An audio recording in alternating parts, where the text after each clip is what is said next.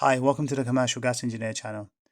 If you have this fault code, check water, check your trap, make sure that it's clean. So when I came across this unit, I found that there was a buildup of waste and water inside the unit. So remember to isolate the power, get as much water out and waste as you can. Then rinse the filter through. Give it a good brush as well with a brush as well.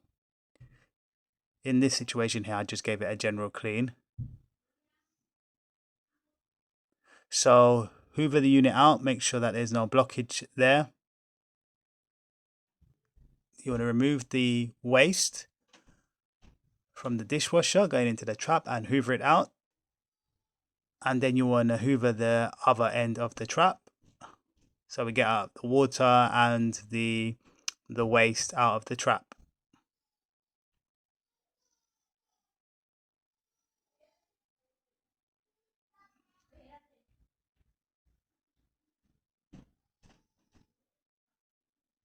As you can see, there's still some waste inside there, build-up of waste. So I've got the trap out of position now. And I'm going to give it, you can see the build-up of waste inside there. And then I'm brushing the waste out, put the trap back.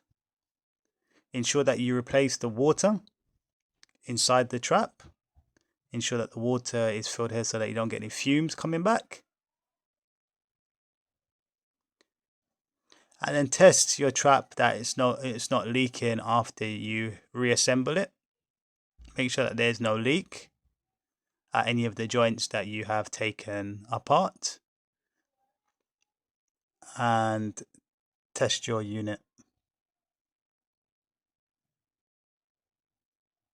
You should find that the check water symbol is gone and it remains no longer a fault after the wash cycle is complete.